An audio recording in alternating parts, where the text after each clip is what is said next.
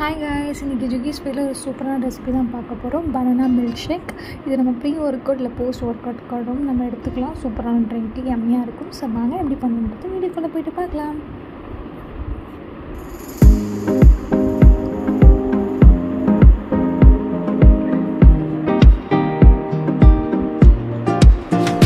So நம்ம first just ஒரு 2 banana எடுத்துக்கலாம். Yellow banana.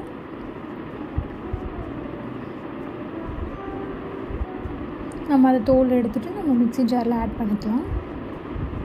இது பார்த்திங்கன்னா டேஸ்ட் ரொம்ப எம்மியாக இருக்கும். நம்ம இதில் மைலோ நம்ம ட்ரிங்க் பவுடர் யூஸ் பண்ணுறோம். ஸோ அந்த மைலோ ட்ரிங்க் பிடிக்கிறவங்க நீங்கள் அதை யூஸ் பண்ணி செஞ்சு பாருங்கள், நல்லாயிருக்கும் சூப்பராக.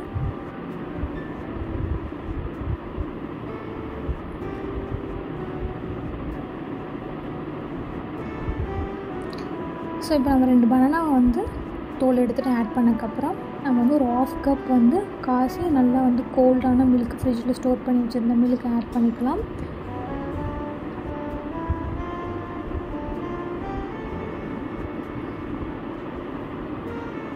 இப்போ இது கூட ஒரு 1.5 spoon Milo powder drink powder இருக்கு இல்லைங்களா, அதை ஆட் பண்ணிக்கிறேன்னா.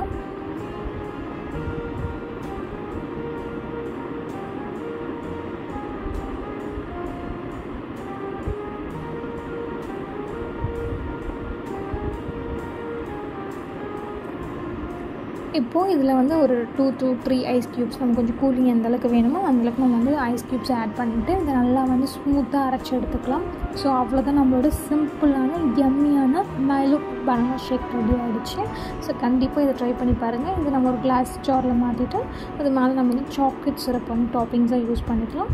அந்த மாதிரி நம்ம குடிக்கிறப்போ நல்லா சாக்லேட்டியாக இருக்கும். அந்த ட்ரிங்க் நல்லாயிருக்கும். ஸோ கண்டிப்பாக கிட்ஸ்க்கெலாம் ரொம்பவே பிடிக்கும். இந்த மாதிரி ட்ரை பண்ணி பாருங்கள். பனானா அவங்க சேர்த்து சாப்பிட்றப்போ உடம்புக்கு ரொம்பவே நல்லது. டெய்லியுமே அவங்க எடுத்துக்கிட்டால் ரொம்ப நல்லது பனானாவை ஜென்ரலாகவே. ஸோ நம்ம ஷேக்காக எடுத்துக்கிட்டால் நம்மளுக்கு வெயிட்டும் போகும், வெயிட் கெயின் ஆகும். ஸோ கண்டிப்பாக இந்த மாதிரி ட்ரை பண்ணி பாருங்கள். இந்த மாதிரி டிஃப்ரெண்ட்டான ரெசிபிக்கு நம்ம சேனலில் சப்ஸ்கிரைப் பண்ணிக்கணும். மறக்காம பெல் ஐக்கானே கிளிக் பண்ணி வச்சுக்கோங்க. அப்போ தான் நம்ம போகிற எல்லாமே உங்களுக்கு நோட்டிஃபிகேஷன் காட்டும். ஸோ ட்ரை பண்ணி பார்த்துட்டு எப்படி இருக்குன்னு கமெண்ட் செக்ஷன் சொல்லுங்கள். இன்னொரு வீடியோவில் அவங்க சந்திக்கிறேன். தேங்க்யூ, பாய்.